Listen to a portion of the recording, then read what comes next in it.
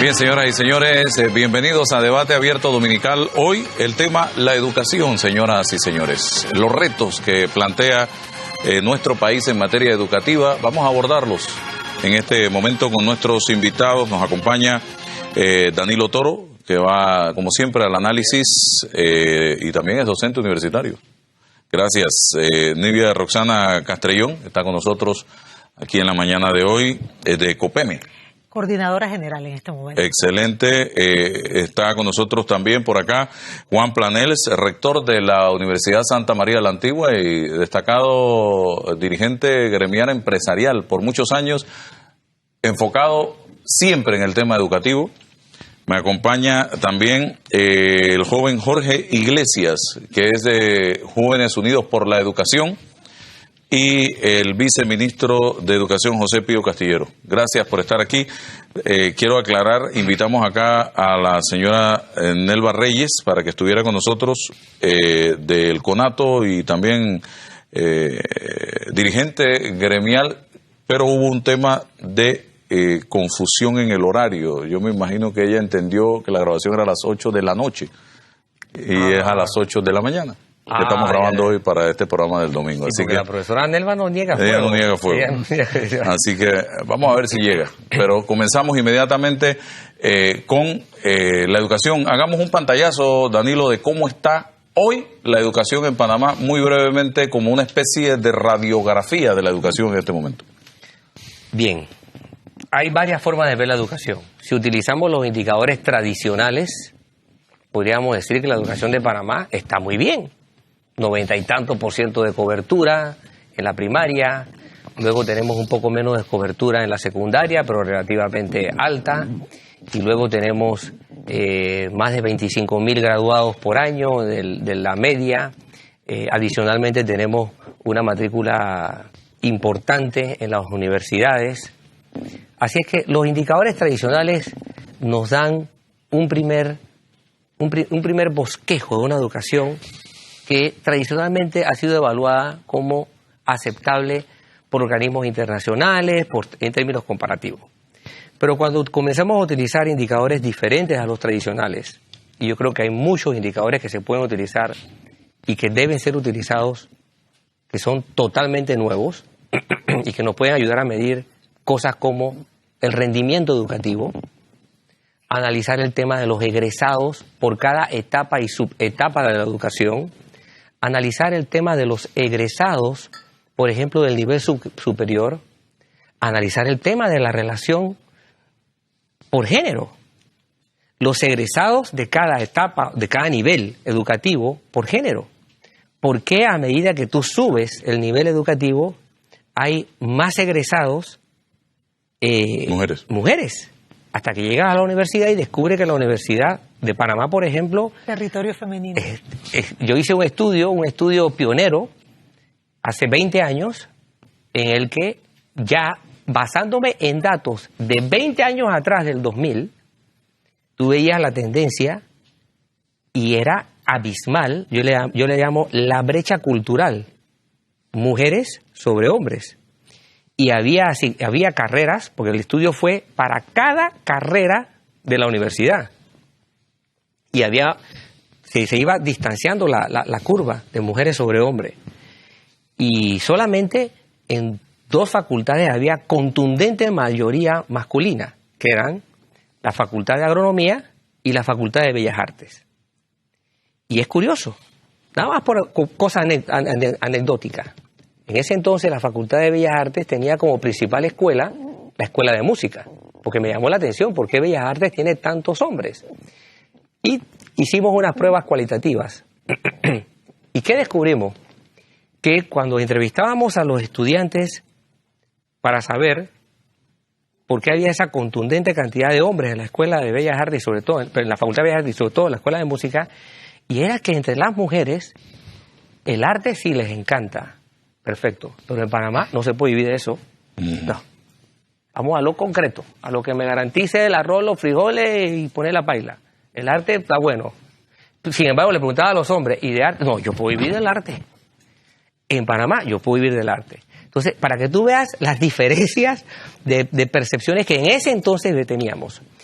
Y cuando ves otras cosas, por ejemplo, ¿cuánto me cuesta, no solo en dinero, en tiempo, producir un egresado de premedia y media? Catastrófico. Decimos que lo que antes llamábamos secundaria, hoy día está metido en el nivel que abarca primaria y se llega hasta la premedia. Pero vamos a hablar un poco de lo que antes llamábamos secundaria, porque antes se hablaba de primaria, secundaria, universidad. Hoy en día se habla... año a sexto Exacto, año era secundaria. Así es. Dura 6 años, ¿no? La premedia y la media debe durar 6 años. Pues no, en Panamá dura 9 años y medio. Así de sencillo. ¿Por qué? ¿Por qué? Porque la tasa de gente que se va fracasando en las asignaturas, hay 2 tipos de fracasos. Aquellos que son aplazados, lo que en nuestros tiempos, que no son tan lejanos, le llamaban tener cola. Entonces tú pasabas de primero a segundo año, pero tenías un par de colas, es decir, asignaturas que no aprobabas. Cuando analizas eso y cuando analizas los que se van repitiendo, tú descubrías que la secundaria es una cosa ficticia. Es una cosa absolutamente ficticia. No se termina en Panamá en 6 años. Pesa tanto el problema de los fracasos, de los aplazados y de los reprobados, que en promedio en Panamá estamos hablando de alrededor de 9 años. Pero además de eso, el proceso de repetir y fracasar te genera otros problemas. Y te genera un problema de convivencia. ¿Por qué? Porque tú tienes la entrada de niños de 12, 13 años a la premedia.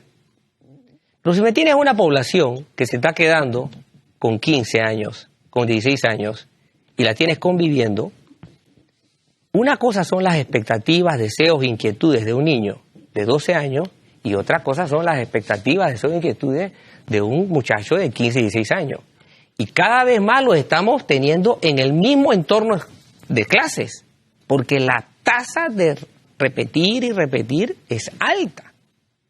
Cuando analizamos la población de estudiantes en riesgo, conformada por las siguientes características, en estudios en los que yo he participado: aplazados, reprobados, repitientes y embarazadas, estamos hablando de miles de muchachos en Panamá. Ha bajado un poquito, pero para que baje a niveles que tú digas, esto no es un riesgo epidemiológico, es lo que equivale en salud, pues. Es decir, esto no es una catástrofe. Para que baje el nivel de catástrofe, tendríamos que esperar más de una década. Eso nos da idea de la magnitud del problema. Estas cifras no están siendo debidamente analizadas. Cuando tú ves la relación estudiante en situación de riesgo en comparación con estudiante que aprueba durante el periodo que le corresponde, es decir, lo que se llama la corte, estudiante que le corresponde graduarse, esa relación en 2 décadas ha ido aumentando. Para el lado de los estudiantes en situación de riesgo, esos son los indicadores nuevos que tenemos que utilizar. Yo los manejo y los utilizo. Ahí tú analizas el rendimiento escolar. Y eso en cuanto a los estudiantes. Si te va por el lado de los educadores, ahí clamemos porque no hay para dónde mirar. Porque tienes una importante población que ha crecido en miles de educadores a lo largo de las últimas décadas, pero de miles. Creo que el Ministerio de Educación debe estar peleándose con el Ministerio de Salud en cantidad de funcionarios. Estamos hablando de alrededor de 50.000. 45.000. 45.000. Educadores y 15.000 administrativos. Exacto, o sea, superamos los 50.000. Para un país como este es mucha gente. Entonces, tienes un universo de educadores cuya tradición ha sido tener que pelear cada real de aumento a lo largo de toda la historia republicana, con excepción de un periodo en el que la única vez que los educadores no salieron a pelear un aumento, se le otorgó en medio de una campaña política. Y eso es hiriente y vergonzoso para los educadores. Ojalá eso no se vuelva a repetir más, porque pretender, te voy a dar un aumento, y además comprometiendo a dos administraciones públicas futuras, te voy a dar un aumento, pero eso es para mis resultados ahorita mismo en las urnas. Eso fue hiriente y estamos pagando esos platos rotos sin pedir nada a hoy cambio. día. Sin que hubiera nada, porque todo lo que se ha inventado, que si evalúas el colegio, que si evalúas el profesor, que si mides para atrás los 2 pasos, o sea, esta profesión Portobelo, de estilo de Portobelo, todavía no está clara. Todavía no está clara. Y vámonos a otro actor. Midamos la educación en función de unos actores tan determinantes como los padres de familia. Pero antes de llegar ahí sería bueno que se sepa ese aumento de $900, ¿en qué ha mejorado la educación del país? Si tú mides con los indicadores que yo te he presentado en nada, ahora bien, yo no quiero atender a la cifra, porque te voy a ser sincero. Yo pienso que los educadores debieron haber recibido un aumento mayor. Claro. Mayor de $900. Fíjense lo que estoy diciendo. Pero tener cambio, ¿cuáles eran las contraprestaciones que se deberían recibir? Yo creo que los educadores deben ser los profesionales mejor pagados del país. Si los educadores fueran los profesionales mejor pagados del país, no tendríamos que estar teniendo tantos policías. Y tener como política prioritaria subir el salario de los policías para poder tener una sociedad segura. Entonces, hemos invertido la pirámide y tenemos la prioridad ahora, hemos puesto como prioridad política tener que subirle el salario a los policías, mientras que no para el docente. Ese incremento que hubo para el docente, yo creo que se quedó corto. $900 realmente no es justo todavía. Pero debe tenerse claro a cambio de qué, desde el punto de vista formativo, desde el punto de vista de satisfacciones personales, desde el punto de vista de rendimiento, qué va a hacer un docente a la escuela, desde el punto de vista ético. O sea, estas cosas no están resueltas. Así que ese salario, sea 300 o sea 900, con eso y 25 centavos me compro un paquete de galletas. No tenemos un efecto relativamente claro sobre el estado de arte de la educación. ¿El padre de familia que iba a mencionar? Padre de familia. Aquí las cosas se ponen peor.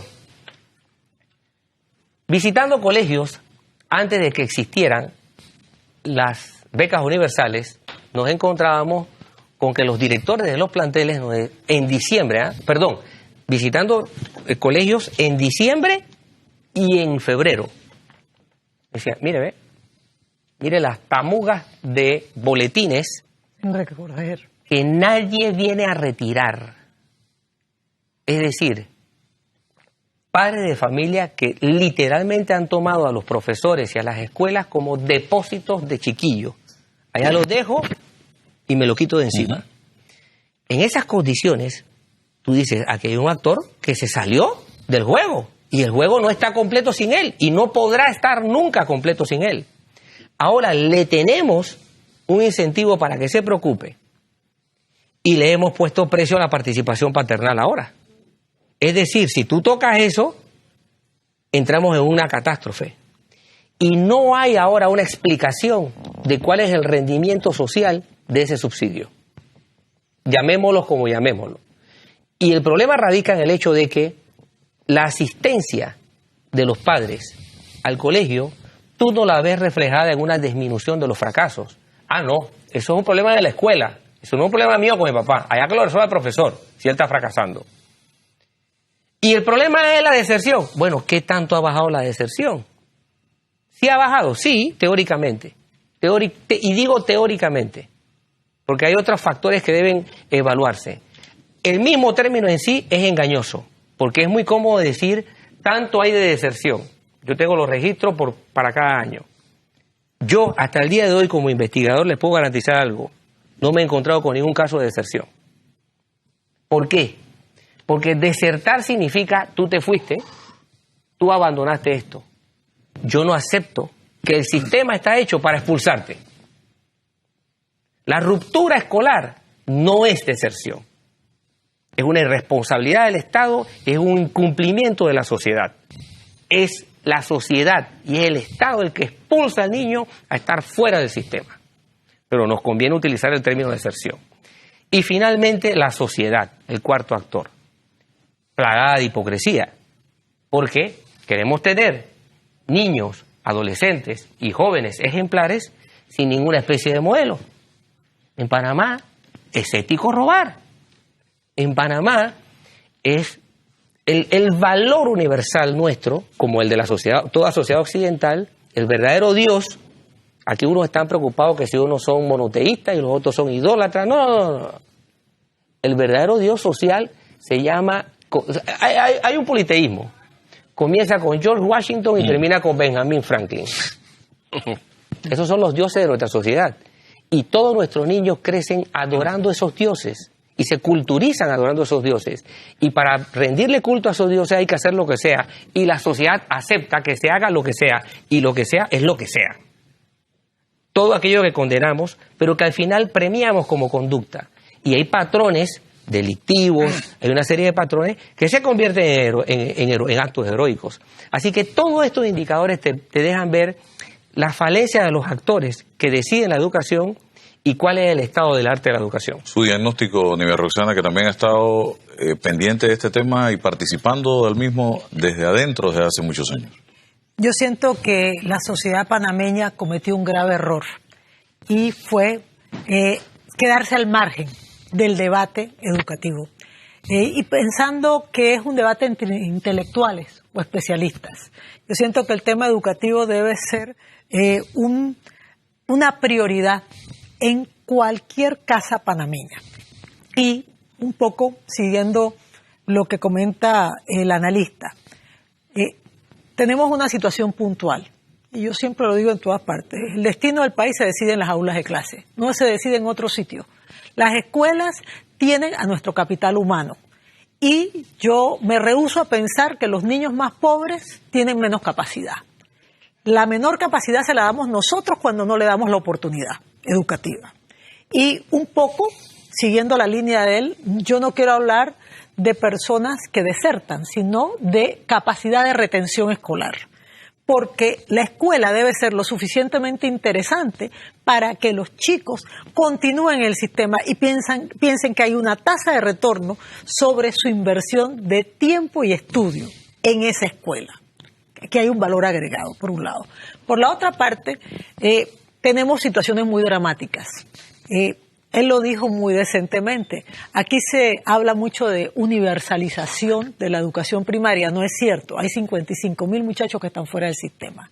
Y cuando uno hace el cruce con los infractores, te das cuenta que usualmente son las personas que tienen la menor capacidad o la menor capacidad de estar en el sistema o tener la menor educación, por un lado. Lo otro que sí es importante mencionar, el 10% más rico de este país tiene 14 años de escolaridad versus el 20% más pobre que tiene 5 años de escolaridad acumulada.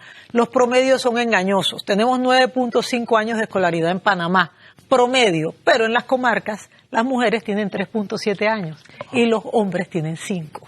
Entonces, estamos en un lugar donde la tercera región educativa que más crece es la comarca Nove Buglé. Y es justo donde se hace más difícil ejercer el derecho a la educación. Ese escenario, ¿a dónde nos lleva?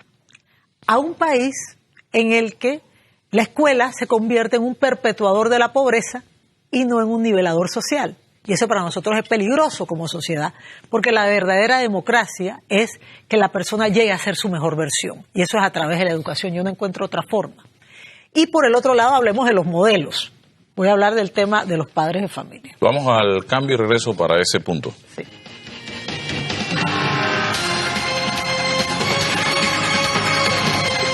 Bien, seguimos adelante, Nive Roxana. Sí, un poco. Hablemos del papel de los padres de familia. Hay un dicho que siempre adopto como propio porque creo que es verdad.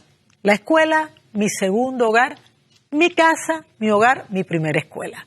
Entonces, estamos en un país que los pobres multidimensionales, y vamos a hablar de nuestra juventud, de 0 a 17 años, en este momento estamos hablando de aproximadamente 450.000 niños.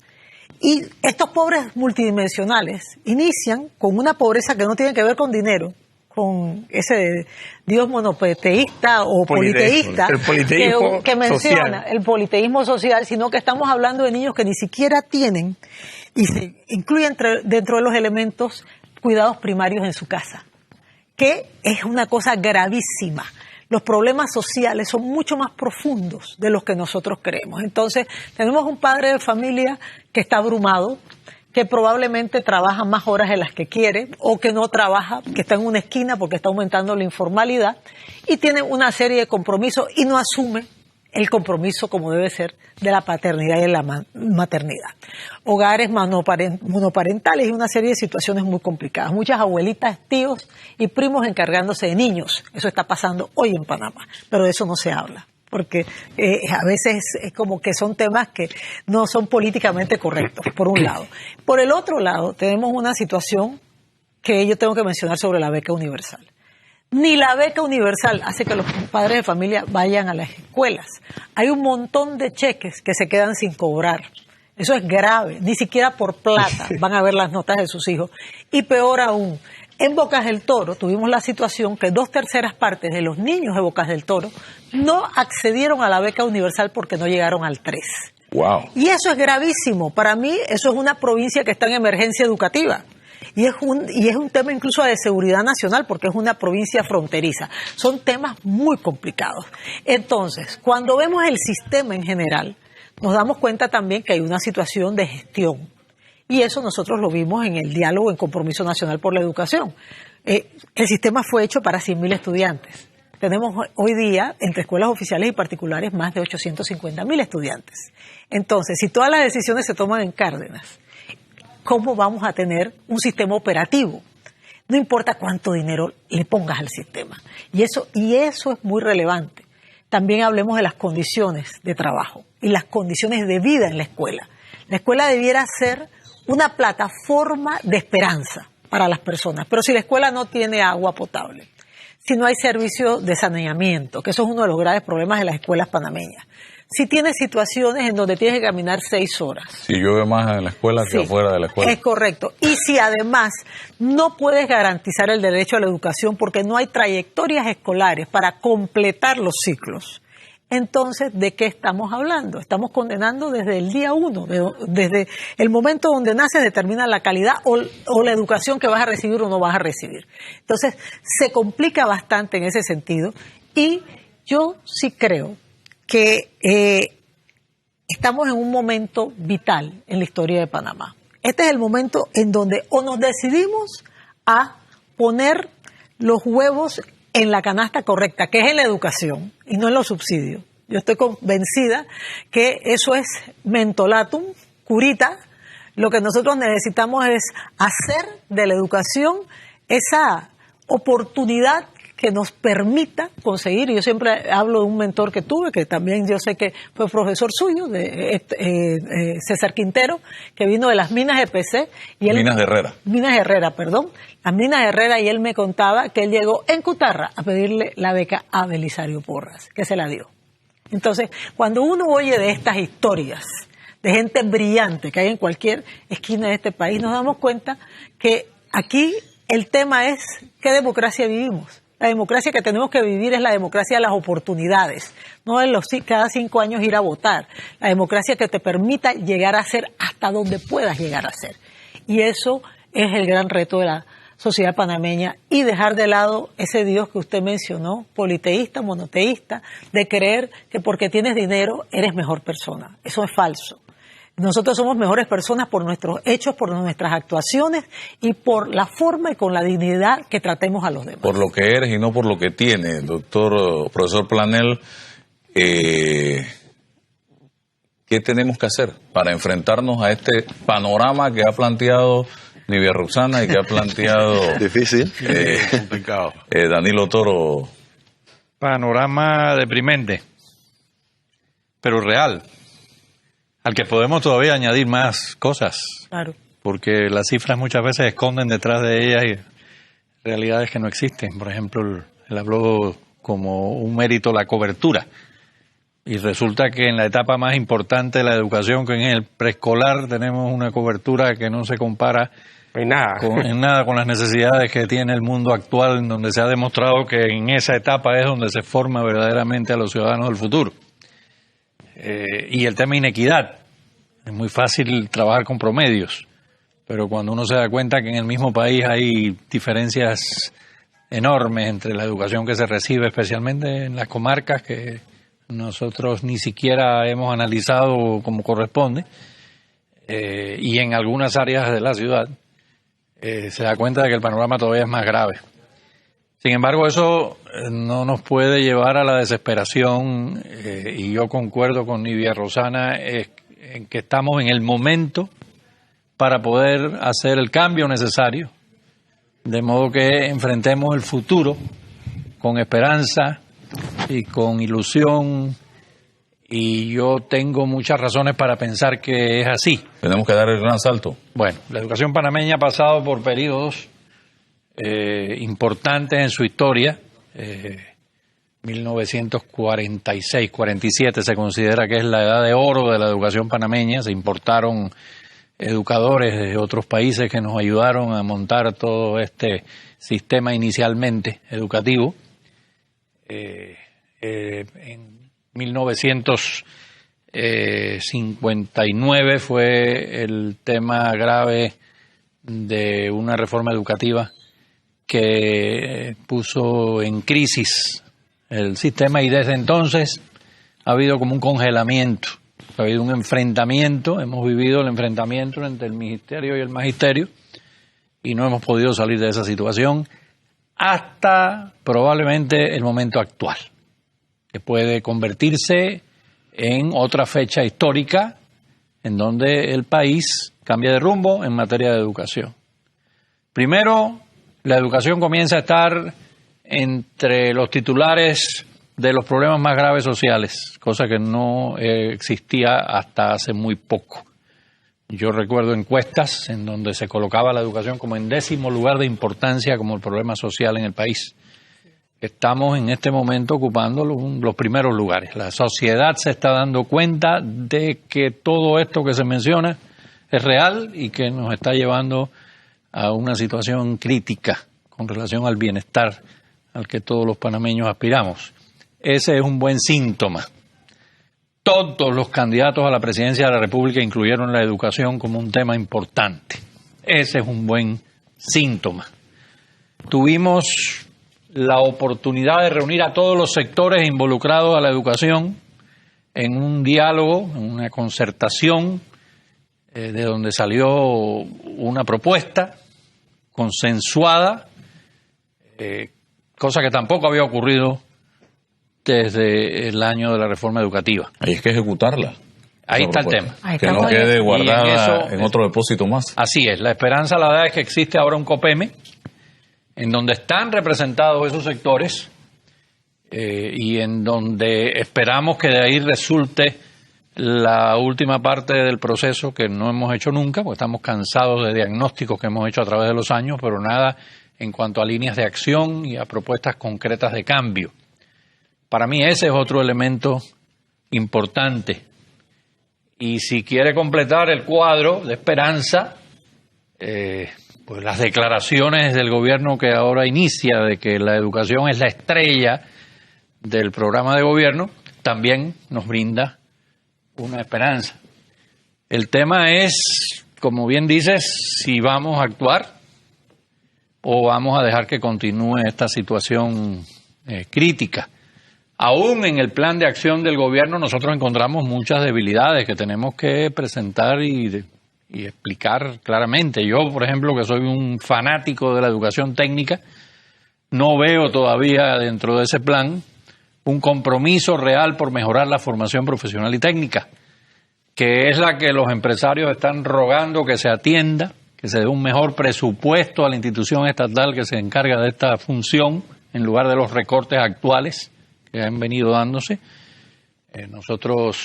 La institución similar en Costa Rica, que es el INA, tiene un presupuesto que es 4 veces el presupuesto que tiene el INAD en Panamá. Además de eso, se le están quitando fondos para darlo a otras alternativas que debieran formar parte del sistema de formación profesional, en donde el INAD es el rector, que es el famoso ITSE, ¿no? Que con muy buena intención y con un buen enfoque no representa una solución al problema de las mayorías, porque concentra todos los recursos en una sola institución en Panamá, y que para trabajar sobre un grupo de selectos, que no es realmente el enfoque que debe dársele, ¿no? Y en el tema de la formación universitaria también pensamos que hay debilidades en el plan de propuesto. Ahí realmente las universidades locales tienen limitaciones enormes, por ejemplo, para traer profesores extranjeros, cosa que no tiene ningún sentido, ¿no? No puede trabajar un profesor extranjero en la Universidad de Panamá, por ejemplo, ni se digan las particulares, ¿no? Tenemos problemas graves de presupuesto, ¿no? Evidentemente, las universidades no tienen los presupuestos que tienen en otras áreas para trabajar en esas partes de la formación.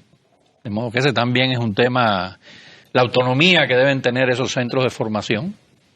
Por ejemplo, en el caso de la formación técnica es típico. La institución que maneja la formación técnica en Panamá está minada de intereses políticos.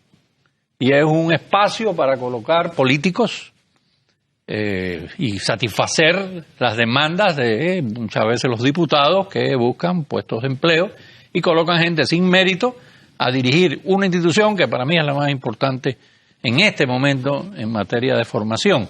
Entonces esa es una gran debilidad que esperamos sea atendida precisamente basados en esa declaración de que la educación es la estrella. Si la educación es la estrella, tienes que entrar a resolver todos los problemas con valentía y con propuestas innovadoras, siendo disruptivo en muchos casos, para poder darle a los panameños el instrumento que necesitan para ser mejores. Tienen las capacidades, eso es lo más triste.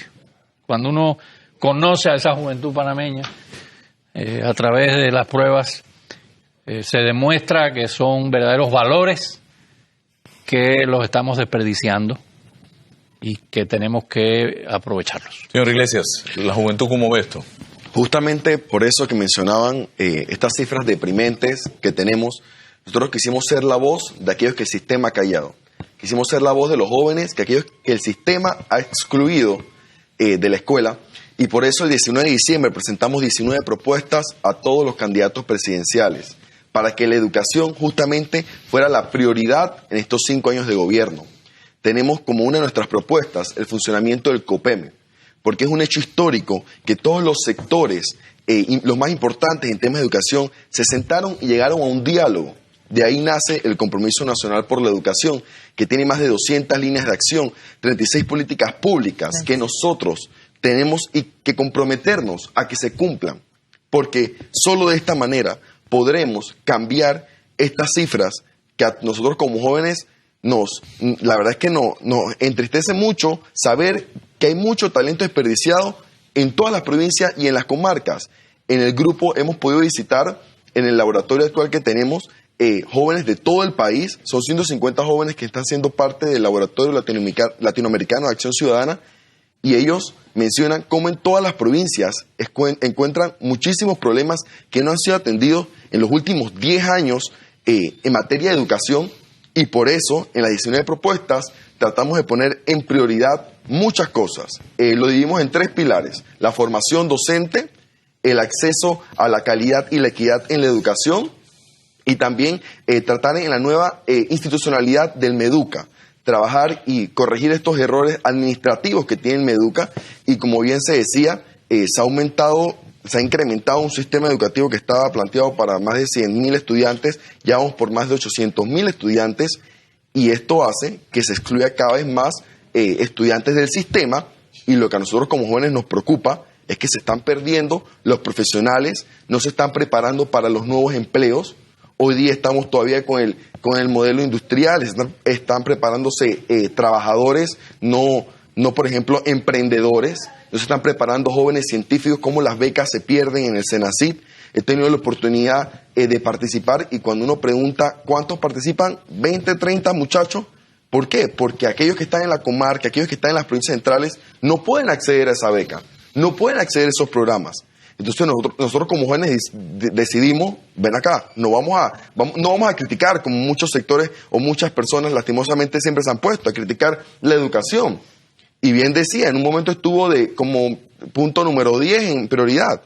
Entonces, gracias pues a todo esto, se puso la educación como prioridad para este nuevo gobierno, y nosotros como sociedad civil debemos comprometernos también a apoyar. No hacer un paro a 10 días de haber empezado el gobierno. Debemos nosotros como Sin sociedad, haber dialogado previamente. sin haber dialogado y siendo parte del COPEME, que se ha hecho ya una hoja de ruta. Debemos más bien es apoyar a que funcione. Debemos más bien nosotros desde la escuela, los jóvenes, los padres de familia y los profesores, apoyar a que esto se cumpla. Porque solo así va a cambiar la educación, que es lo más importante de este país. Con educación tendremos una mejor sociedad, menos inseguridad. Tendremos más profesionales que puedan llegar a cumplir con lo básico, tener alimentación, tener un hogar, una vida digna, solo con educación. Y solo así vamos a poder cambiar estas cifras tan deprimentes que cada año aumentan. Más de 10.000 estudiantes en el 2018 dejaron de ser parte del sistema educativo. Y vemos que entonces ni la beca universal, ni todos los subsidios, en otras palabras, que se han hecho, están funcionando. Tenemos ya el Ministerio de Educación pasado, trabajó mucho en data, tenemos ya más mediciones que nos permiten, pues, al Ministerio de Educación y nosotros como sociedad saber en qué se va a priorizar. Hay muchos estudiantes que están quedando fuera, es cierto. Hay muchos padres y familias que ya no se sienten parte del sistema y no están actuando. Bien decía el analista, los padres de familia no van a retirar ni el boletín. Entonces, ¿qué está pasando cuando saben que esa es la única oportunidad que tiene su hijo de ser un profesional? Es la única oportunidad de este estudiante de ir a una universidad donde pueda aprender las competencias básicas para ser un profesional y llevar ese sustento a su familia. Solo 2 de cada 10 estudiantes van a la universidad. Y es un índice donde ocupan pues más las mujeres, porque creo que entienden de repente que es la única manera de realmente prepararse para el futuro. Entonces, nosotros tocamos 19 propuestas, se las presentamos inclusive al equipo en materia de educación del presidente Laurentino Cortizo, y le dijimos, nosotros no queremos puestos en el gobierno, nosotros queremos como sociedad civil aportar en realidad al tema de educación porque nos compete a todos. Y porque es un tema que no nos está afectando. Hace 20 años veníamos con un problema bastante grande, ha ido aumentando y ahora nos estamos dando cuenta del problema. Ahora nos estamos dando cuenta que necesitamos extranjeros para muchas plazas de trabajo porque lastimosamente en Panamá no estamos preparados para eso. Porque hay muchos docentes que siguen en el sistema y no se están preparando. Se le ofrece un aumento, pero como decía bien el analista, ¿cómo nosotros recuperamos eso que se está invirtiendo? ¿Cómo está ese retorno, la tasa de inversión al docente? Necesitamos prepararlo. La Normal de Santiago, mi abuelo fue educador y muy bien me contaba las anécdotas. Eso era lo más grande que tenía en todas las comunidades, era el profesor. Entonces hemos perdido esa. Hoy en día hasta los padres y familias se ponen a confrontar muchas veces al docente cuando tienen que entender que el docente es el que va a hacer que su hijo el día de mañana sea una persona exitosa y una persona comprometida a aportar cambios a este país. Entonces, nosotros simplemente quisimos presentar estas propuestas y ofrecernos como agentes de cambio. Quisimos ser esas personas que pasan del decir a la acción y a comprometernos con el tema de educación. Se las entregamos y estamos a la espera, pues, de que en verdad se pueda cumplir el compromiso nacional por la educación, que es un diálogo que ha sido exitoso porque, muy bien comentaban, no, si habían diferencias, pues no se tomaban en cuenta, sino que todo era por consenso.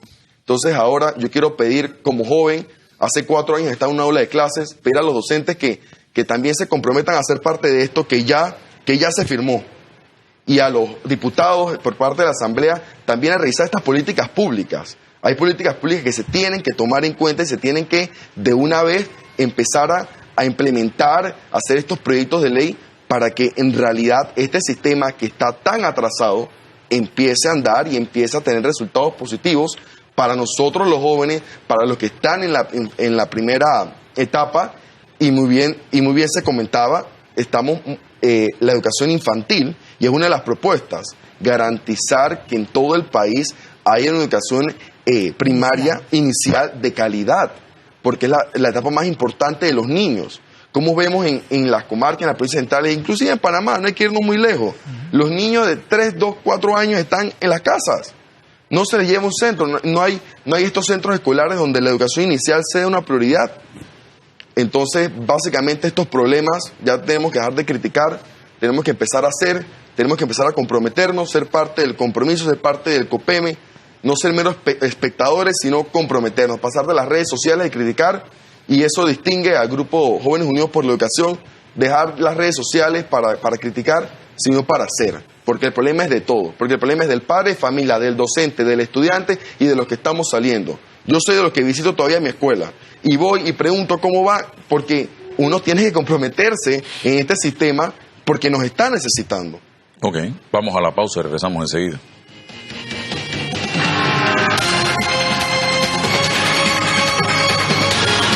Bien, seguimos adelante, señoras y señores, debate abierto, se suma a la mesa Melba Reyes, gracias por estar aquí con nosotros en el día de hoy. ¿Es Melba o Nelva? Nelva Reyes. Gracias por estar acá con nosotros. Viceministro, ¿usted ha escuchado una especie de radiografía, de balance de nuestros invitados de lo que ellos piensan está pasando en educación en este momento? Yo quisiera saber cuál es el gran reto que ustedes tienen en este instante y si hay plazos ya definidos para echar adelante y enfrentados a una situación de que a 10 días de estar en el gobierno ya tienen una protesta de los docentes. Gracias. Cuando yo era un niño, y hace bastante tiempo de eso, en Divisa había un letrero que decía: son pocos los que triunfan sin estudio. Eso se me quedó siempre presente y yo vi en la educación el medio adecuado para avanzar en la formación profesional. Y yo creo que es importante que el docente resalte ese aspecto, interese en los estudiantes, que me parece que es un tema que quizás no se maneja con el entusiasmo que debe ser. Retomando el tema, he quedado bien conflictuado aquí por los señalamientos de la educación. Queda uno bien en problemas, ¿verdad? Se trata de una entidad, una institución compleja administrativamente. Los procesos son complicados. Se requiere una reingeniería de los procesos, todos los procesos, incluyendo sobre todo los nombramientos del personal docente. Y eso tiene su origen en el propio centro educativo, donde el docente, el director del centro, hace lo que se conoce agenda del organigrama de las necesidades que tienen de docente, y eso pasa a la dirección regional, donde la dirección regional revisa esa organización docente y luego llega a las direcciones nacionales. Nos encontramos con esos inconvenientes que hacen unas solicitudes, pero después, cuando inicia el periodo escolar, se requieren más docentes en ese lugar. Y vienen indudablemente las protestas porque no hay una planificación. Me parece que el tema fundamental es la planificación y para eso hay que insistirlo en los directores de centros educativos y las demás unidades administrativas del ministerio. Me parece que, por ejemplo, en el caso del ministerio, de la ministra hoy día, estos organismos o asociaciones como el COPEME son fundamentales para que orienten en la práctica de actividades necesarias para desarrollar el proceso de enseñanza. Los temas, programas, proyectos no pueden quedar a discreción de una sola persona. Eso lo hemos venido diciendo desde hace tiempo y creo que hay consenso en ese sentido. Por lo tanto, COPEME me parece a mí que es un estadio importante para orientar en la política educativa y desde luego los docentes son importantes. No hay posibilidad alguna de desarrollar el proceso educativo sin los docentes. Esos que se esmeran en llevar la educación a todo el país y desarrollar indudablemente el proceso de enseñanza. La educación es el pilar fundamental, como lo hemos dicho aquí, y es importante, como lo ha dicho el señor presidente, que la educación es la estrella, porque lógicamente en un sistema, en cualquier estado, la educación debe ser el eje central sobre el cual ilumina todo el estado panameño en este caso. De manera que es importante que tengamos claro ese aspecto de la educación y evitar en lo posible los temas burocráticos que hay en educación, que ese es otro problema. Cualquier tema requiere una interpretación y las interpretaciones indudablemente dependerán del sector que más influencia puede ejercer. Si hay una discusión en el centro educativo entre el director y los docentes, ¿cuál opinión va a prevalecer? Entonces, esas cosas debieran estar definidas, me parece a mí, de alguna manera. Por ejemplo, yo he sugerido, tal cual lo dice la Ley Orgánica de Educación, que se dicte un código de educación. Es necesario dictar ese código que viene desde 1995 con la reforma a la Ley 47, y de esa manera nosotros tengamos claro allí todos los aspectos de la vida del ministerio. Una ley que regule el propio ministerio y además que inserte allí una aspiración de los docentes como es la carrera docente. Y de esa manera tengamos definido todos esos aspectos y evitamos esas interpretaciones que se dan y que retrasan la actividad burocrática del ministerio. Creo que la educación como modelo es importante destacarla, porque como decía Danilo, en Panamá los modelos son otros. ¿Sí? Aquí, si tienes dinero y las personas buscan es tener dinero, la preparación no se resalta. Si alguien escribe un libro aquí, eso no es noticia. ¿Sí? A menos que tenga muchos chismes. Exacto, bueno, sí, por ahí sí, ¿no? Entonces yo creo que debemos retomar el tema y estar todos claros en que la educación es la base fundamental del desarrollo social y hacia allá debemos todos en conjunto trabajar para lograr una sociedad justa y ¿Ustedes tienen fechas específicas? ¿Hay una hoja de ruta para llevar adelante el plan de la estrella? Sí, tenemos... ¿No voy a hacer que se estrellen? No. Tenemos exactamente una serie de actividades durante los primeros 100 días que estamos trabajando en eso. Indudablemente que hay que hacer un diagnóstico y planificar, porque ese es uno de los graves problemas, la no planificación. Tenemos que planificarlo para llevarlos a cabo. Y hay otras metas dentro del programa a largo plazo. Y en ese sentido estamos dentro de estos 9 días hábiles de que estamos en el ministerio realizando las reuniones, entendiéndonos con las partes para lograr llevar a cabo estas actividades. ¿Usted iba a decir algo? Sí, cómo no. Nosotros como COPEME, a solicitud del despacho superior, hicimos un ejercicio para priorizar las 37 políticas públicas en las 241 líneas de acción y básicamente entregamos 5 metas que inician con el concepto que hay que invertir, pero invertir correctamente, con data, no con percepción, porque invertir con percepción es básicamente botar la plata y no es correcto, y menos si es el dinero de todos nosotros. Y básicamente las 5 áreas son las siguientes. Una es un modelo de gestión que sea eficiente, público y descentralizado. Nosotros creemos muy importante que haya una descentralización efectiva que permita que la escuela tenga los recursos, porque el ministerio es muy vertical. Las decisiones se toman en Cárdenas y eso afecta muchísimo el funcionamiento de las escuelas. Eso por un lado.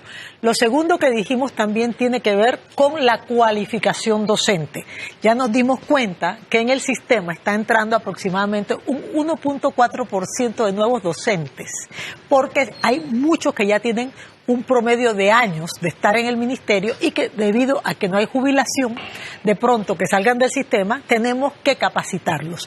Entonces queremos una cualificación docente que sea efectiva, que les permita tener las herramientas del caso para tener esas estrategias y esas intervenciones que tengan impacto en los alumnos. Eso fue la segunda. La tercera tiene que ver con salud, y es salud de todos los integrantes del sistema, salud ambiental, salud ocupacional, por supuesto, pero también salud mental, que es un tema que no se habla y no hay un diagnóstico de cuál es el estado de salud emocional, física, mental de nuestros educadores y de los actores de la comunidad educativa, y eso para nosotros es esencial. Y las otras dos tienen que ver con algo que para nosotros es muy importante, que es los sistemas de información.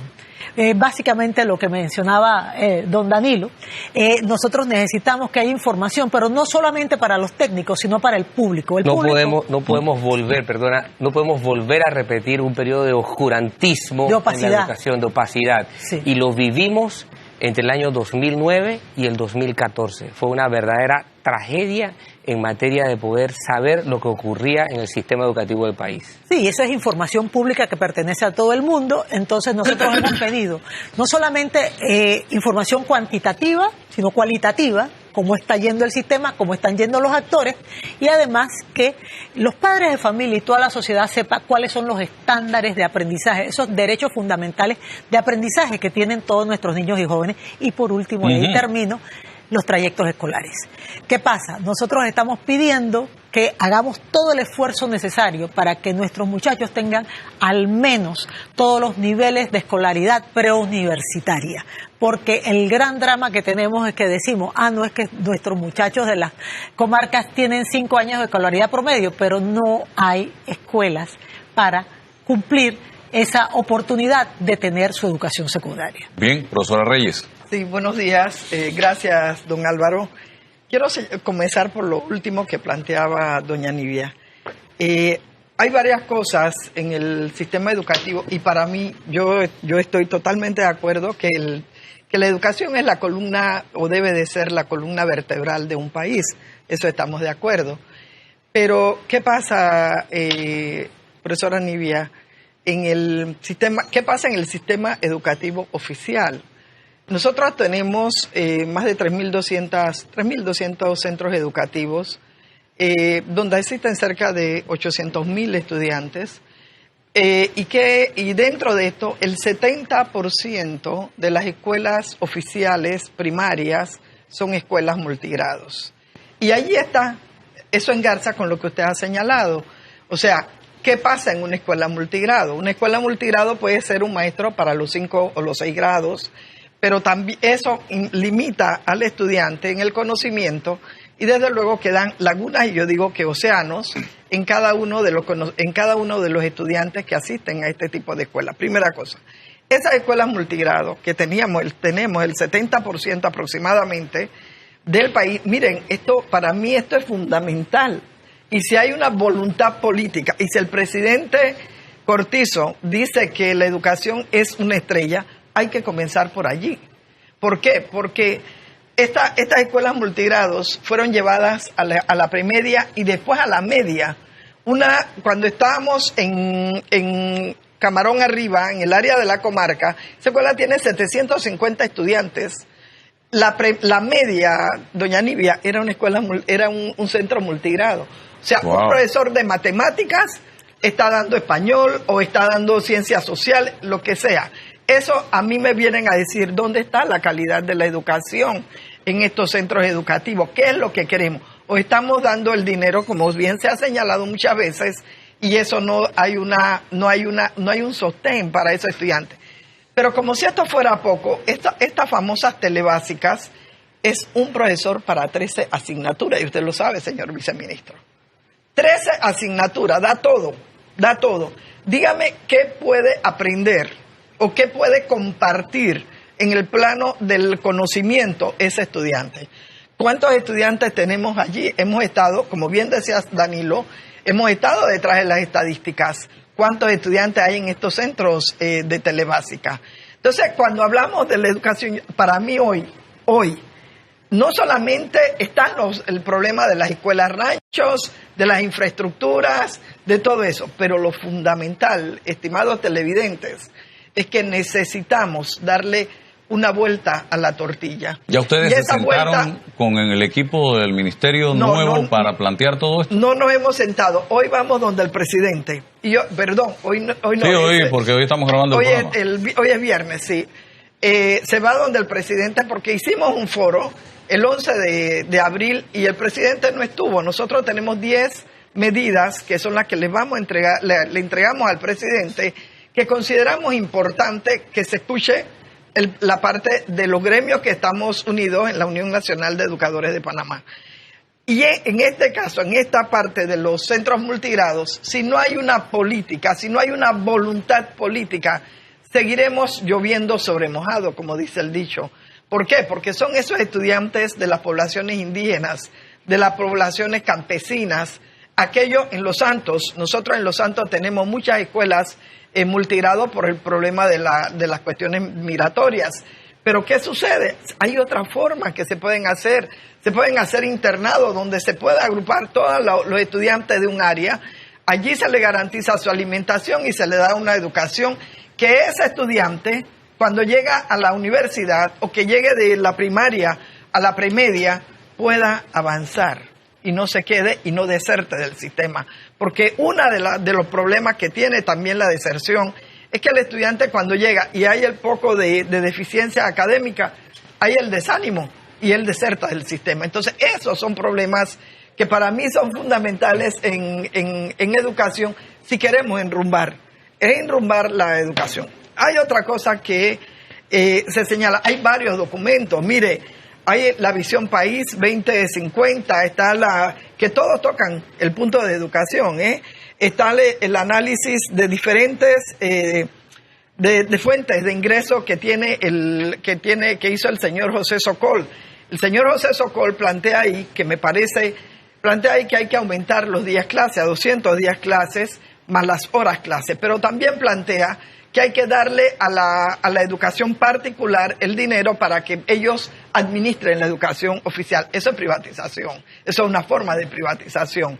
O sea, son medidas que ellos están planteando en estos documentos. Y está un documento del PRD sobre nuevo modelo educativo panameño, que tiene muchas cosas interesantes. Ese es un documento bien grueso que tienen y que me imagino que lo están, ya está impreso y me imagino que son las rutas que van a seguir. Y también está lo del documento de COPEME también, ¿no? Que ha sido más o menos un consenso entre los distintos sectores. Así es. Pero hay puntos fundamentales. Me parece que tenemos que enrumbar, y señor viceministro, eso es una necesidad. No podemos seguir teniendo a estudiantes, a padres de familia y a la comunidad nacional engañada, que estás estudiando, que vas a obtener realmente unas capacidades que te las está dando el centro educativo, y eso no es cierto. Y eso no es cierto porque están estas condiciones que para mí son fundamentales. Yo estoy también de acuerdo con lo que ha planteado la profesora Nivia en el sentido de la preparación del docente. O sea, necesitamos una educación que vaya hacia el plano humanista, que haya un compromiso, que haya un ciudadano formado. Eso necesitamos en el país, y yo estoy totalmente de acuerdo y estoy en esa línea que se requiere esa formación.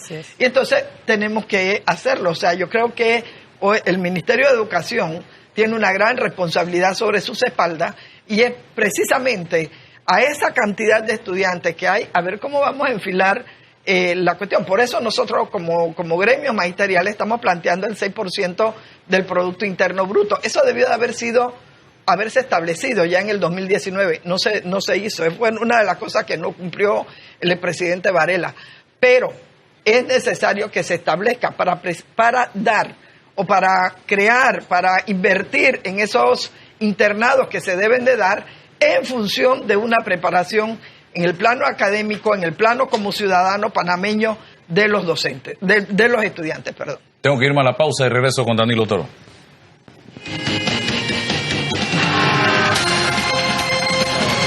Bien, seguimos adelante, Danilo, luego de escuchar a la parte de los docentes en la voz de la profesora Reyes y también del Ministerio de Educación.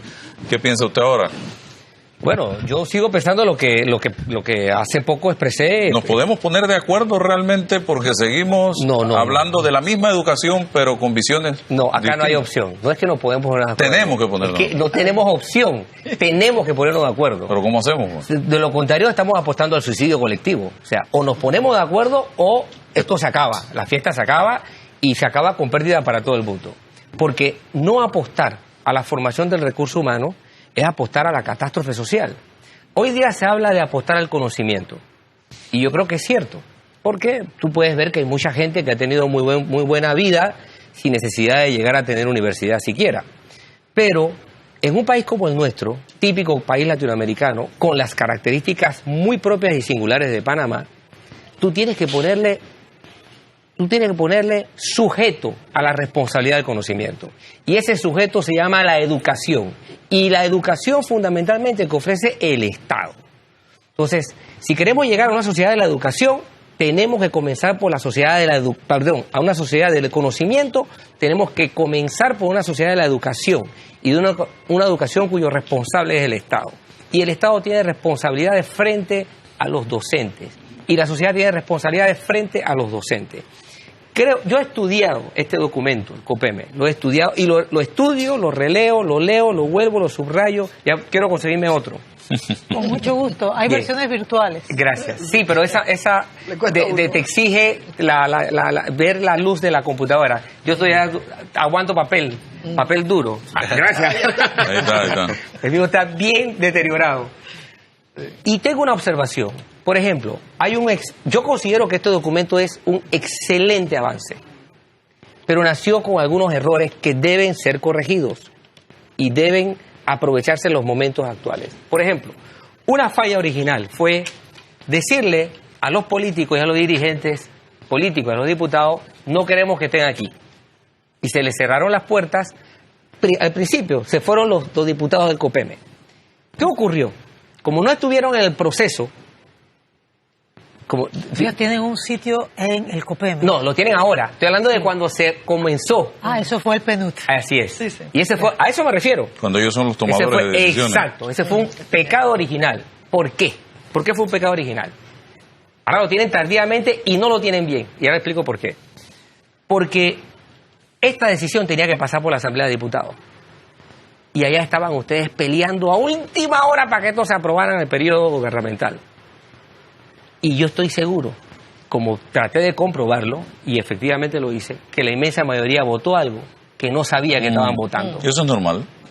Pero eso es culpa de los diputados. Es cierto. Eso le extraña a ustedes. Es cierto, pero cuando tú involucras a alguien desde su inicio, ya él tiene un nivel de compromiso con algo. Sobre eso. Y las decisiones políticas necesitan a los políticos como partícipes. Sí. Y yo creo que el COPEME debió haber sido astuto de un principio. Y no solamente eso, sumarlo, sino pensar, ¿tú sabes qué? Es que además de eso tenemos que tomarnos la asamblea. Pero ellos no debieron y preocuparse vamos a abrir una oficina por en analizar. La asamblea. Ellos dicen que tienen asesores y que tienen que hay que pagar planillas para. Claro, Álvaro. Entonces, esa es toda la retórica defensiva de la institucionalidad de este lado. Pero había que abrirle las puertas porque tú lo que tienes que es comprometer al actor político. Sí, yo estoy de acuerdo, pero tengo que hacer un... Pero mire lo que pasa en las reformas electorales. En la Comisión de Reformas se aprueba una cosa, están ellos representados allí a través de sus partidos políticos y cuando esto llega acá hace lo que le da la gana también. Bueno, claro, sí, pero de todas maneras, el comprometer al actor político de un inicio, tú lo tienes cortito y lo vas siguiendo y lo vas haciendo para no caer en contradicciones. ¿Qué pasa con las reformas electorales? Lo haces un año y ya lo sueltas y cuando viene 5 años después, viene el de barajuste. No, manténlo allí cortito. Bueno. La función del diputado es representar. Bueno. Nosotros nos desconectamos de ellos y ellos felices. Y también preguntar qué importancia tiene para ellos la educación. Bueno, esa es otra. Sí, pero ojo, yo quiero hacer un comentario porque a mí me tocó estar allí. Ajá, yo sé que tú fuiste a... Breve, porque tengo que darle la palabra acá. Muy corto. Mire, lo siguiente. En efecto, cuando se hace la planeación del diálogo, que nosotros no participamos, nosotros fuimos convocados, no estaba la Asamblea como una instancia. Pero cuando se da todo el proceso y nosotros determinamos que la gran falencia en los diálogos es que no había una instancia de seguimiento, en el propio documento lo establecemos. Claro. Entonces, el presidente Varela en su momento dijo que él declinaba sus facultades ejecutivas en nosotros para hacer realidad esas políticas públicas. No pasaba por gabinete en su momento la ley del COPEME. Nosotros tuvimos que hacer lobby para que eso ocurriera. Se dio en el mes de diciembre, no se iba a la asamblea pasó tardísimo en primer debate. ¿Y tuvieron angustia ustedes? Sí, perdón, pero no, yo no tuve angustia, yo solamente dije en un programa de televisión que si eso no pasaba yo me encadenaba. Y entonces se lo dije muy disgustada porque resulta ser que esta señora que está acá no es funcionaria, yo lo hago porque creo en esto y no me parece que tomen tiempo de uno para que eso se pierda. Entonces se hace ley. ¿Qué ocurrió? Nosotros nos dimos cuenta de lo que usted dice. Ellos no entendían para qué era el organismo y nosotros ofrecimos irles a explicar. Y nos dijeron en ese momento que estaban muy ocupados. Ahí está. Entonces, parte de lo que se ha hecho es que ellos tienen un puesto en el COPEME para estar con nosotros con derecho a voz. Y si me permiten nada más una observación, yo no hago recomendaciones porque no me piden, cuando no me piden consejos no los doy y no me gusta dar consejos. Pero me va a hacer una. Ya. Aunque no se le haya pedido. Voy a hacer una observación. Si pueden tomarse un espacio dentro de la Asamblea, tómenselo. Perdón, adentro. pero es que le quiero contar, bueno, lo anunciamos al país. Estamos pidiendo dos cosas, ya fue decidido en el COPEME. Uno, una reunión con los designados en la Comisión de Educación, Cultura y Deporte, pero además estamos pidiendo a la Presidencia que nos permita hacer una jornada didáctica para explicarles el documento y hay muchos proyectos de ley que tienen que salir de ahí. Así la primicia. Que, por favor, ayúdennos y ya saben que queremos ese espacio. Gracias. Nada más faltó una cosita. Cuando este documento habla de los criterios de obligatoriedad, se mencionan tres: el Estado, los alumnos y los padres. Hay que meterle dos actores con criterios de obligatoriedad: los docentes y la sociedad. Pero sí lo dice. No están. ¿No están? Sí, no están. Cuando se define, las primeras 20 páginas, se define. Y segundo, yo llegué a educación por una vía alterna. Yo no comencé, tengo que confesar, y tal vez por eso tengo muchas debilidades allí. Yo no comencé preocupándome por la educación en sí mismo. Mi tema de preocupación era la violencia, la criminalidad. Pero en el primer censo de la población penitenciaria que se hizo en este país, año 2003, ¿qué se descubre en ese primer censo? Que el 47%, es decir, la mitad de todas las personas que estaban en las cárceles, de todas las personas que estaban en las cárceles de este país, tenían en común que no habían terminado la primaria. Y que el 67% de todas las personas que estaban en la cárcel de este país tenían en común que no habían terminado el primer ciclo. Wow. Allí fue que yo dije, espérate. No, ni siquiera era la variable estructura de hogar. Si tenía un jefe o dos jefes, porque la mitad de los que estaban presos venían de hogares con dos jefes y la mitad venían de hogares con un jefe. Y cuando fuimos a ver, a ver la parte cualitativa, el análisis cualitativo, nos dimos cuenta que de los hogares con una sola jefatura venía gente perfectamente normal, productiva, trabajadora y sana. Era la variable que dominaba el universo de la gente que está detenida en este país.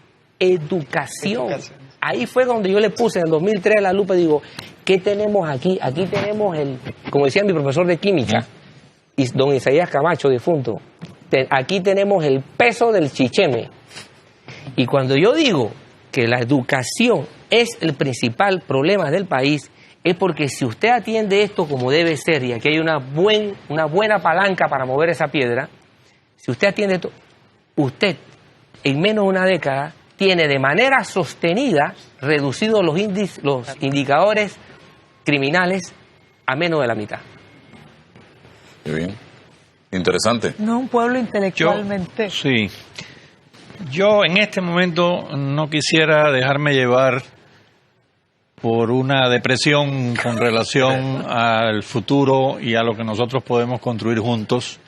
De modo que todas esas observaciones en contra o deficiencias o debilidades que se le pueden anotar como efectivamente son válidas al documento, me gustaría entenderlas como el deseo de fortalecer el trabajo que se ha hecho y continuar en esa línea, no hacer lo que acostumbramos a hacer, que esto no sirve, vamos a empezar de nuevo, otra vez otra convocatoria y caer en un retraso en cuanto a los planes. Yo creo que de aquí podemos partir. Incluso lo que aparece como una posible debilidad de no haber incorporado a los políticos desde el inicio, yo puedo pensarla incluso como alguna fortaleza. porque muchas veces la intervención del tema político en estos temas lo que hace es evitar el consenso y hacernos retroceder en nuestras aspiraciones. A mí me parece, yo, por ejemplo, una virtud que le reconozco al documento es que Meduca no es la que lleva el liderazgo en esa política. O sea, la sociedad ha entendido que Meduca es un actor más. Nosotros hemos estado acostumbrados a pensar que Meduca, como bien dijo aquí Pío Castillero, es la que va a resolver el problema, una persona, y en educación eso no funciona. Así que la participación de Meduca en este esfuerzo, como un actor más, a mí me parece que ha contribuido al resultado, y ojalá en el futuro siga siendo así. Meduca, en una ocasión llegué a decir que no estorbe, o sea, que deje que los actores hagan su trabajo, que descentralice. Facilitador. Exactamente, que descentralice, como bien ha dicho Rosana, porque no nos ha ido bien por la vía de dejar que sea el Ministerio de Educación el responsable de todo, hasta el extremo de firmar las vacantes y los nombramientos a nivel aseo presidencial en y una cuánta cosa. de modo que ojalá podamos nosotros convencer a toda la sociedad panameña, y es el momento, de que este puede ser el punto de cambio y que esta fecha pueda ser histórica. ¿Qué hace la diferencia en comparación con periodos anteriores? Bueno, precisamente eso, el que partimos ya de un consenso, partimos de una participación de los educadores, que para mí es lo más valioso de todo. Pero no es la primera vez que esto ocurre. Me dice la profesora Golcher que ella tiene un depósito lleno de consensos. Sí, pero con la que se ha dado en COPEME no se había dado. No, así es. Una ley. Fíjese hasta dónde llegó esto. Esto es histórico. Cuando fue a la asamblea la propuesta, la ministra, por razones que yo todavía no he entendido y nadie me ha sabido explicar, no estaba de ministra. Me pareció una cosa, en fin, inexplicable, que después de llevar 4 años manejando el tema, la mandaran de embajadora a Chile. Y los educadores tomaron el liderazgo en la asamblea. Sí. Y eso para mí fue lo más significativo, porque asumieron el compromiso y dijeron, no necesitamos de Meduca para llevar esto adelante. Sí. Y eso sí me da esperanza a mí de cara al futuro. Sí. No solo es fue una que, muy buena señal. ¿verdad? Muy buena señal. No es como era tradicionalmente, que excluían a los educadores y los poníamos como culpables de la situación, sino estos son los actores principales y son los que deben llevar adelante este trabajo. Para mí eso es un signo de mucha esperanza y ojalá eso marque la diferencia y 2019 se registre como una fecha histórica en la educación panameña, como fue el 46, que marcó una cúspide dentro del desarrollo de la educación. Bien, ¿qué dicen los jóvenes acerca de lo que acabamos de plantear en mesa? ¿Estamos logrando realmente los consensos? Ustedes, muchos de ustedes y los que vienen detrás de ustedes, son los más afectados con todo lo que está pasando. Así es, Juventud tuvo un espacio también en el COPEME, estuvimos representados, estamos también siendo parte de este proceso, acompañando. Aprovecho el espacio para invitar a los diputados nuevos que se lean el Compromiso Nacional por la Educación, que identifiquen las 37 políticas públicas para que en vez de estos proyectos de ley que hemos visto que se están peleando por ver quién presenta más en estos 10 días, en estos 9 días haciendo proyectos de ley, siendo sensatos a veces que no tienen sentido, pónganse y consideren la educación como una prioridad para que estas 37 políticas públicas se hagan, y tienen el respaldo de algo que nunca se ha tenido, es de los gremios magisteriales, de la sociedad civil, porque ya se sentó, se llegó a un acuerdo, ahora necesitamos cumplirlo. Hay que aprobar cuántas leyes en la Asamblea para que se cumpla con todo esto. Las que sean necesarias. Exactamente. Las que sean necesarias. Ya hay definido qué tienen los diputados que hacer para Llévenselo, entréguenselo en las manos, o todavía no. No lo han Sí. leído, ¿no? Por eso es mi atrevida sugerencia. Tómense ese espacio. No, mire, yo le quiero- O sea, háganle la tarea. Aquí está, ¿eh? Así es. Claro. Llévenlo. Y nosotros nos hemos ofrecido. Un resumen Nosotros, ejecutivo. por ejemplo, Porque no les gusta leer mucho.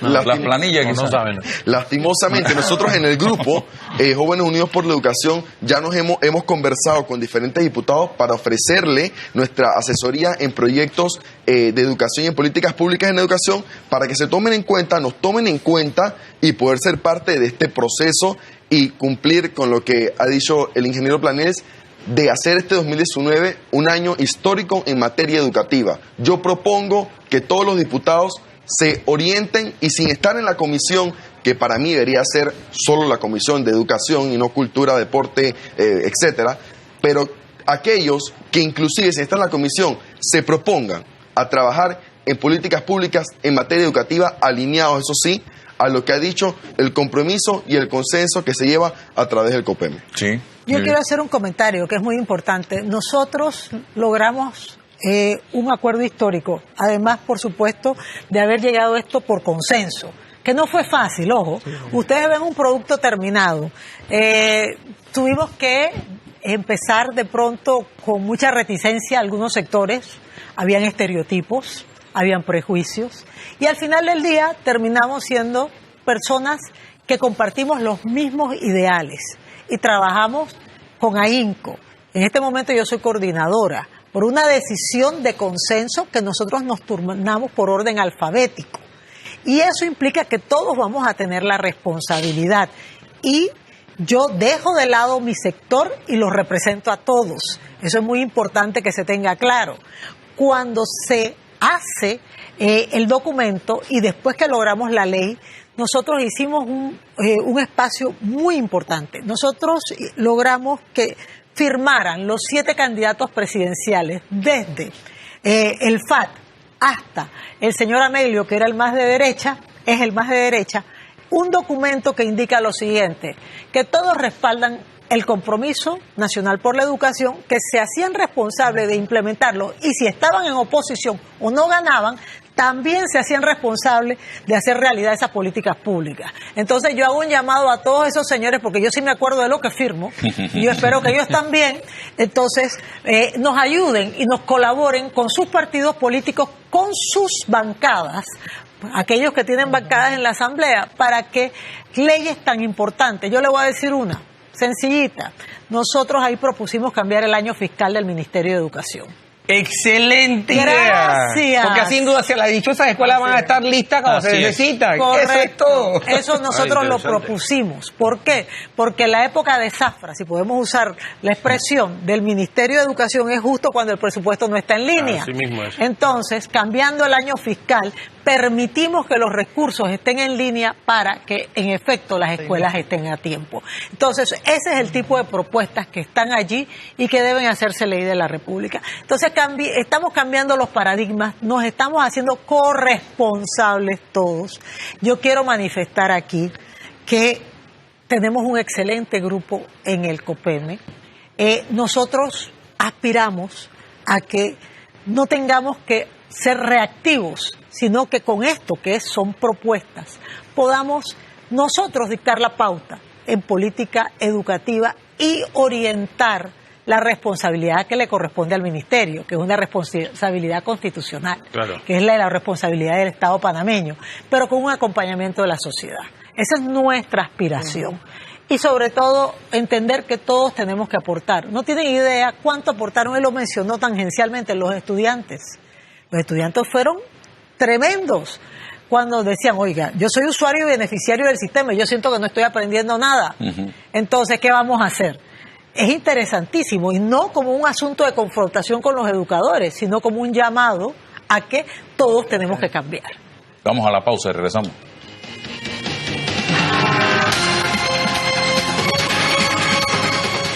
Bien, seguimos adelante, señoras y señores. Debate abierto, señor viceministro. Yo creo que el término que hay que rescatar aquí es compromiso. Creo que todos estamos convencidos en que hay un compromiso de toda la sociedad. Y retomando en cuenta que los días en gobierno se cuentan un día menos, Así es. no un día más. No un día más.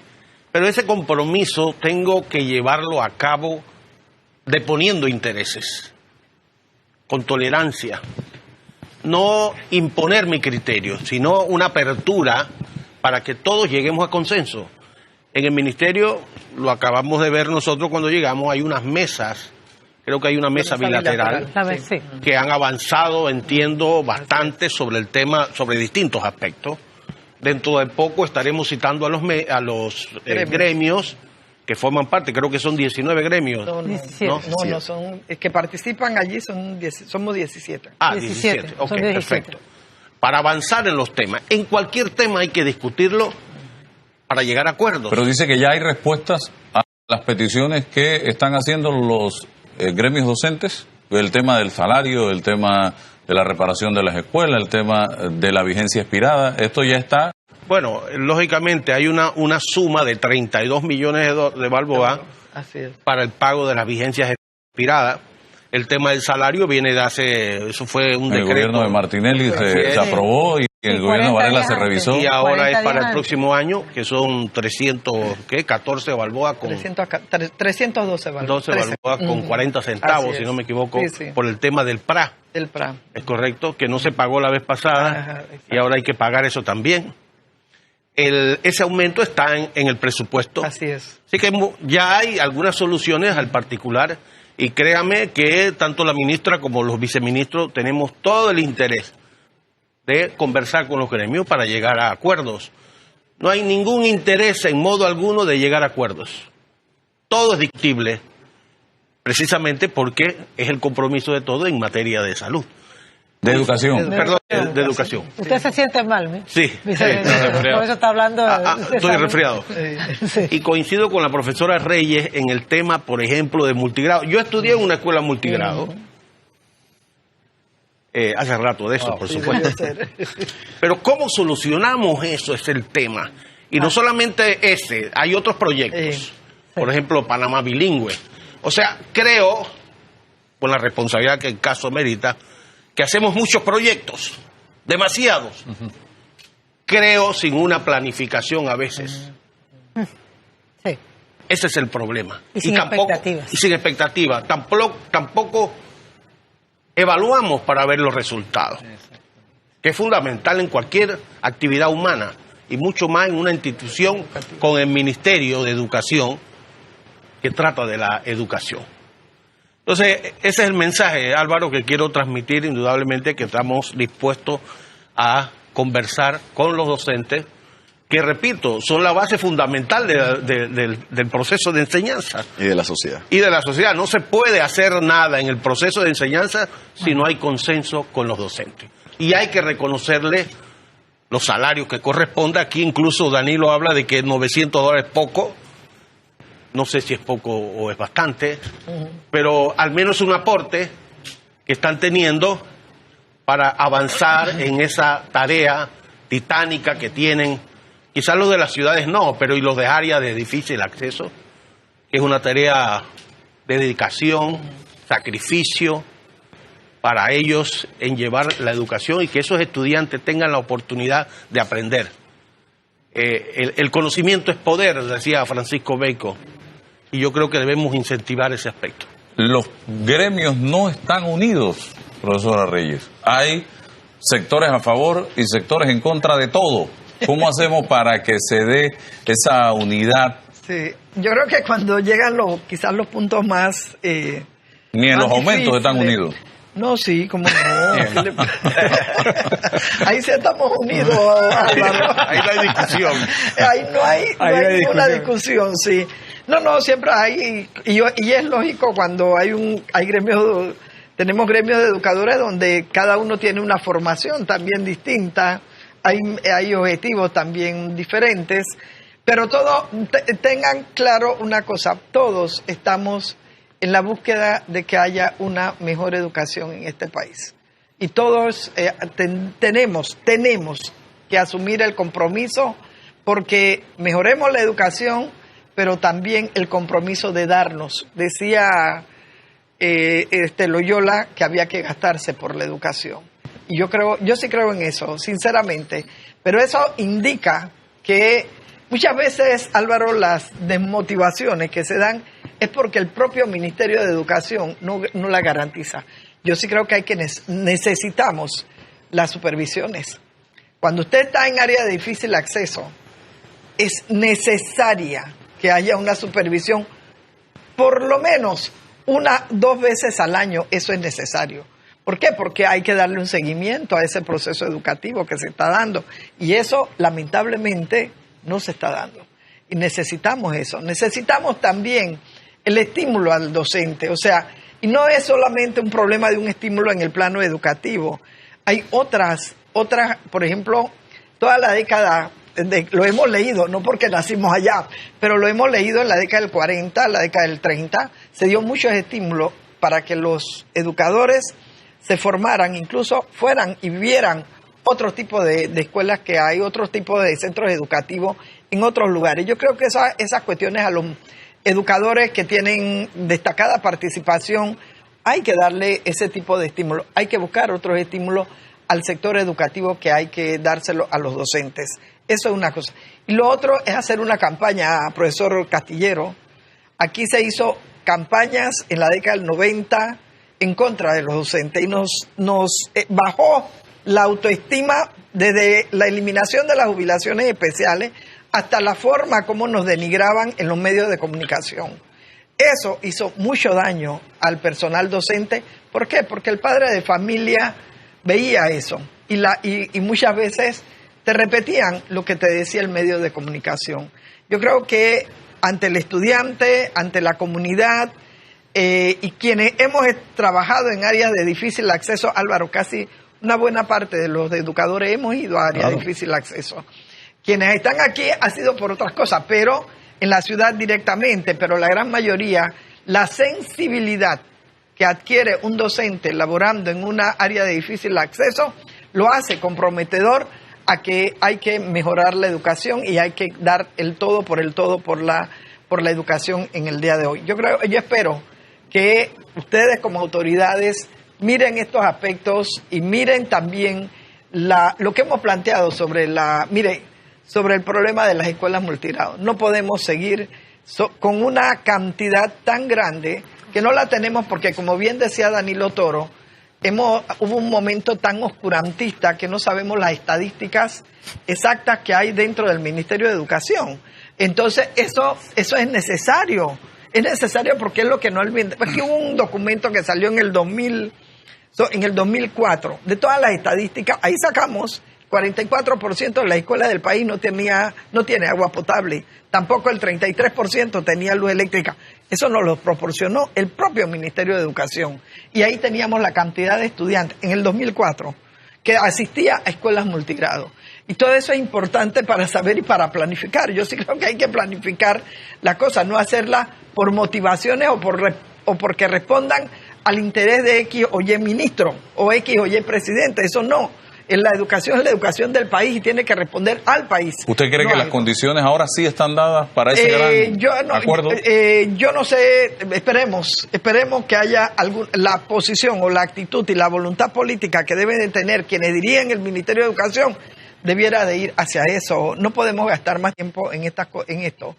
Mi presidenta no fue al evento que nosotros hicimos el 11 de abril, Álvaro. Es que en ese momento por eso, hubo, yo le voy a decir, en ese momento habían, ¿cuántos? 7 candidatos eran. Sí, fueron 5. Encima habían varios eventos, el de ustedes, en Santiago hicieron otro, había otro acá, o sea... Pero en el caso de los hablemos ahora que ya está en gobierno. Por eso es que porque nos ha pasado lo siguiente, Álvaro. La población dice, pero ¿por qué inmediatamente? Es que queremos que esto se vea de inmediato, Álvaro. No queremos que a medio año o a los 2 o 3 años sigamos con la misma cosa.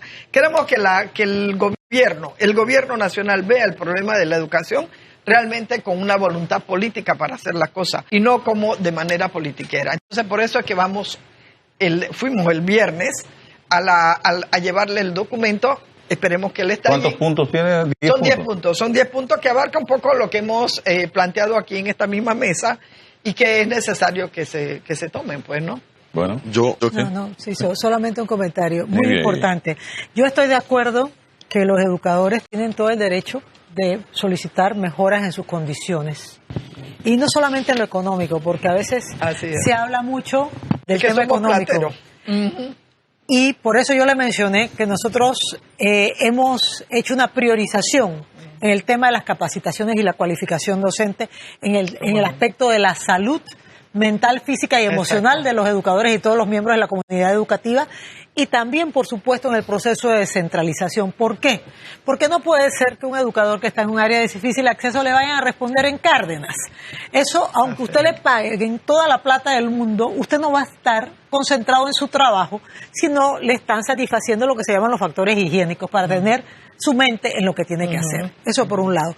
Mi único tema es que yo siento que siempre la soga se rompe por el lado más débil, que son los estudiantes. Mi tema, yo estoy de acuerdo que conversen con quienes quieran, pero el tema de parar, yo nunca estoy de acuerdo que se haga un paro por las razones que sea, menos que sea un terremoto, fuerza mayor, porque yo creo que los estudiantes ya han sufrido demasiado, y a veces cuando yo veo los paros, y me da un dolor, profesora, y quiero sí decírselo, por ejemplo, el caso del José Dolores Moscote.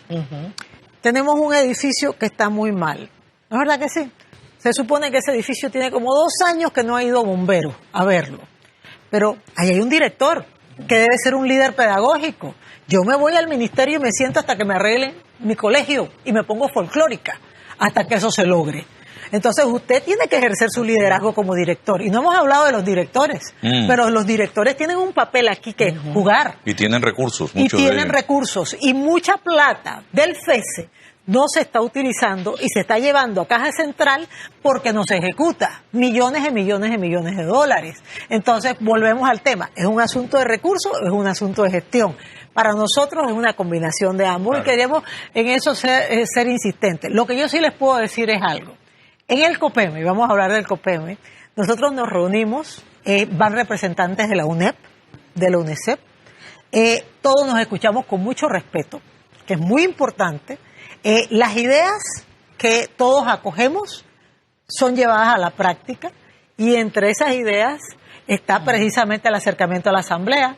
Se va a solicitar una cita con el presidente de la República para hacer una rendición de cuentas. Se le solicitaron a cada uno de los sectores hacerles una rendición de cuentas también. Yo pienso que usted recibió una carta nuestra y que ya nos van a recibir. ¿Por qué? Porque nos debemos a la sociedad. Y eso es otro de los problemas que hay, que la gente no quiere informar, porque hay que informar para formar. Claro. Entonces no nos quedemos en el camino en esa parte. Y una sola ideita cortitita sobre el tema de las escuelas multigrado, eso se remedia facilito, hay que cambiar la ley orgánica, y le voy a explicar por qué. La escuela multigrado y rancho. Porque hay un artículo de la ley orgánica que dice que si usted tiene X cantidad de alumnos y la comunidad pone el inmueble, usted le mandan un maestro. Y entonces, mientras no se cambien esos términos de referencia, siempre va a haber escuelas multigrados y rancho. Sí. 2 cositas, Álvaro. Mire, en relación a la situación de los centros, ¿no? El ministerio debiera de darnos la lista, o debiera publicar la lista de todas estas compañías que asumieron un compromiso en las construcciones de los centros educativos y en las reparaciones, y que han hecho lo que han hecho en el Moscote, por ejemplo, o que hicieron en el China Taiwán y en el Guillermo Endara Galimani, que usted tocaba y le pasaba la electricidad. Entonces, allí, darnos la lista de todas esas empresas, porque ellas deben de responder. Esto no puede ser que aquí te damos una licitación y tú pones un material de la más mala calidad que existe. Ahí está el problema de eso. Y en las reparaciones, mire, hay colegios que ganaron las licitaciones para reparar los techos, y cuando el primer aguacero que cayó, escampó primero afuera que adentro. Entonces, eso es lo que pasa también. ¿Y por qué los educadores en esos casos tienen que hacer paro? Porque no hay respuesta, profesora Nibia, no hay respuesta de las autoridades ante los problemas que se dan. Y allí está el problema. Por eso es que hay que ir a parar. Mire, hoy había un paro en Finca Blanco. ¿Y por qué era el paro? Porque no estaban dando respuesta de parte de las autoridades. Entonces, si no das respuesta, tú tienes que esperar que eso venga. Entonces, uno de los problemas es ese, que hay que dar respuesta. Y en el caso de las listas, mire, eso es yo no sé cuántas escuelas se dieron en licitación en el gobierno anterior, pero hay que darla, porque también en el anterior, en el de Martinelli, también se dieron y pasaron estos mismos problemas. Den la lista, publiquen la lista. Compañía que no tenía un centavo cuando ganó la licitación para hacer este proyecto. Entonces, esos son graves problemas que hay porque afectan el sistema educativo. Joven Iglesias. Yo nada más iba a agregar que también se necesita un apoyo de, por ejemplo, el Ministerio de Obras Públicas, porque tenemos casos, y que en paz descansen aquellos maestros que por ir a darle unos estudiantes comprometidos, preparados al país, por haber hecho la tarea de educar, perdieron la vida porque no están las condiciones óptimas. Y eso que tiene que removerle la conciencia a aquellas autoridades que tienen la responsabilidad de crear las condiciones adecuadas para que los educadores puedan llegar a sus escuelas. Y los estudiantes también. Yo tuve la oportunidad en una escuela, Chepo, está a 2 horas y media. Cuando visité la escuela, yo me quedé perdido por más de 7 horas. Me tuve que rescatar sin aprox porque cayó una lluvia y nos fuimos en un barranco. El carro quedó parado por 7 horas. Y ahí conocí un joven que se llama igual que yo, Jorge, que me dice que tiene que caminar 3 horas para ir a la escuela. Wow. Es inhumano, es un delito de lesa humanidad, va en contra de lo que dice nuestra Constitución, que es garantizar el acceso a la educación. Entonces, aquí no solo es la parte de comprometerse, es la parte humana, de que todas las autoridades de verdad sientan esto como una obligación. Ministerio de Obras Públicas, Ministerio de Salud, que se comprometan. Ven acá, por favor, ha pasado tanto tiempo y no hay caminos para las escuelas. Se me está acabando el tiempo, Danilo. Bueno, ¿qué tenemos en perspectiva?